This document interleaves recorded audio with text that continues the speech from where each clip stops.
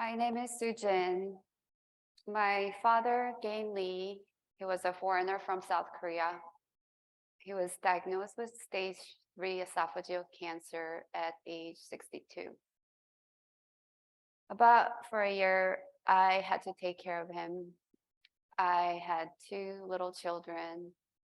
I was a wedding videographer, knew nothing about healthcare or medications. So he was in hospital and then was transferred to nursing home. And when he finally came home, he came with a medication called insulin. And the regimen that he was on was sliding scale insulin, which means you would inject higher dose of insulin when you test the glucose of the blood with the glucometer. And this would be done as directed by the doctor.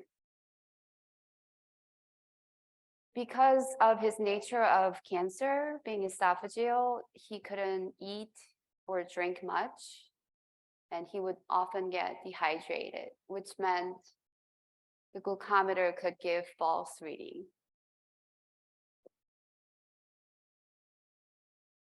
And I would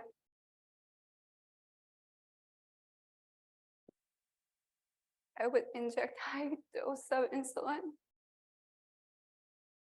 and he would crash right away. And we would go to ER, and they would restore the glucose,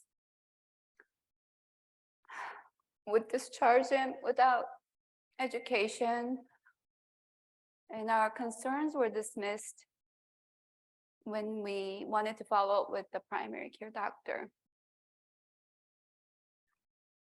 2 weeks later, same thing happened, and I couldn't understand. I'm following the doctor's order. Why is this happening? We were just so disappointed, distressed, and he wanted to get care in his home country, South Korea. So all of us, including my kids, booked flight to go. And 1 week before flight, he passed away.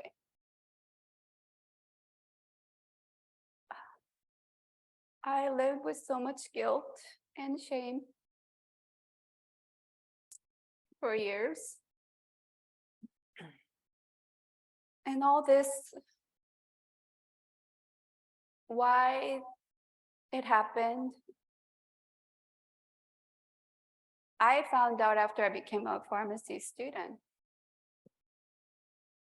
There was no one who would have gone through his record to find out what would have happened. So my what if is, what if there was one caring healthcare professional? It doesn't have to be a pharmacist. Just one person who took the time to let us know the danger of insulin.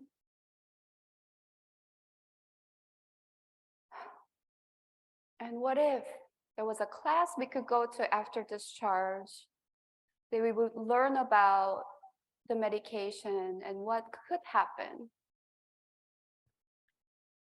What if there was a shared decision-making that we could decide whether we would want insulin or not? What if there was an advocate who could possibly work with us because we have cultural, language, and access barrier?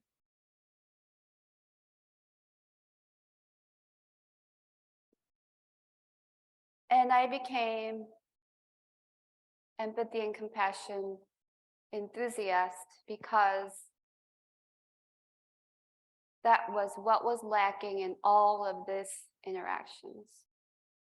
So what if our healthcare is designed around the concept of empathy and compassion, how that can be increased and how that can be trained in our healthcare professionals?